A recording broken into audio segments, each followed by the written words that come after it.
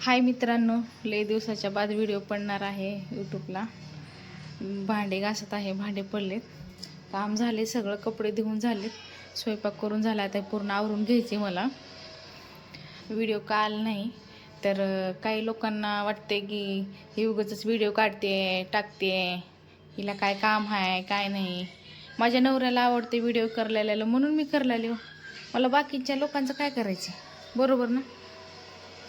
त्यासाठी मी परत आणखीन व्हिडिओ चालू केली. आता फडशी बिडशी पुसून घेतले, सगळं करून भांडे झाले, किचन वट्टा पण पुसून झाला. बघा चकाचक पूर्ण चेक झाला. इकडं खाली पण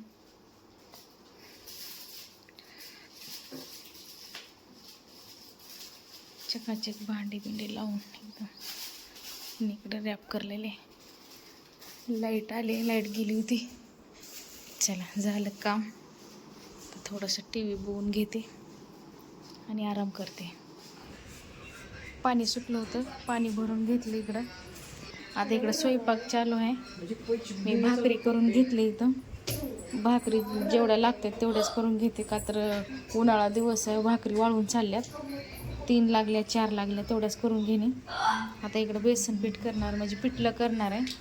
आता फोडणी टाकलं, जिरे मोहरी, इकडं कांदा टमाटा आणि कढीपत्ता घेतले, हिरवी मिरची वाटून घ्यायचे. इकडं भात घातलाय फोडणीचा आणि इकडं सकाळची भाजी आहे चण्याची. कांदा टाकले.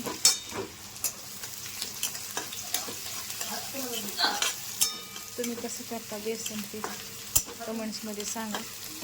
मी असं बनवते, पूर्ण रेसिपी बघा म्हणजे तुम्हाला समजेल तुम्ही कसं बनवले ते. आता टमाटे टाकून घेतले ह्याच्यामध्ये.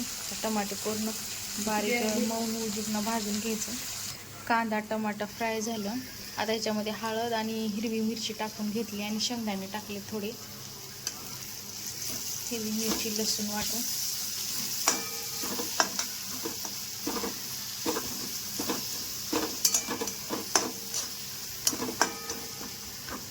थोडंसं फ्राय होऊ देते ह्याला. पण हिरवी मिरची कच्चं राहते ना, थोडंसं फ्राय होऊ देते ह्याला.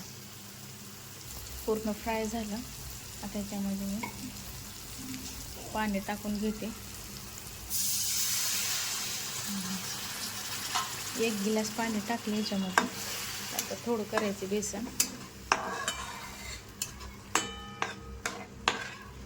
आता थोडी उकळी येऊ देते आणि मग बेसन हाताने सोडते.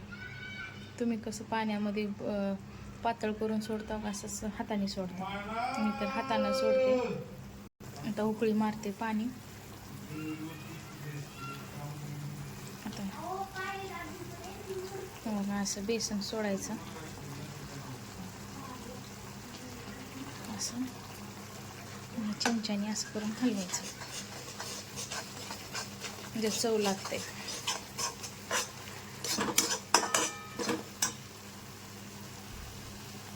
आमच्या सासूबाई असं सोडतात बेसन पीठ. आणि तुरटीची काडी राहते, त्या काडीनं असं करून हलवतात. असं करून मला लक्षच नाही मीठ टाकायचं, तर वरून मीठ टाकते चवीनुसार. आता वरून कोथिंबीर टाकण्यासाठी मी कोथिंबीर कापून घेतली. आता टाकून घेते कोथिंबीर. इकडं बेसन तयार. कोण बेसन म्हणते, कोण पिठलं म्हणते. इथं बेसन बी म्हणते आणि पिठलं बी म्हणते. त्याच्यावर कोथिंबीर टाकून घेतली. एकदम सुपर. चला बेसन रेडी झालं इथं, एकदम सुपर. मी म्हणून काय नाही, तुम्ही सांगा कसं झालं बेसन. तुम्ही पण ट्राय करा घरी. चला आता आम्ही जेवण करून घेता. टाईम झाला जेवायचा, उशीर झाला आहे आज.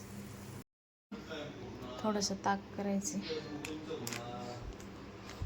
आता सकाळ संध्याकाळ ताक करून प्यायचं, मस्त शरीर थंड वाटतं शरीरामध्ये. मी तर रोज सकाळ संध्याकाळ पिते ताक. ताक तयार झालं. आजचा ब्लॉग कसा वाटला लाईक करा, शेअर करा, कमेंट्स करा, सबस्क्राईब करा. बाय.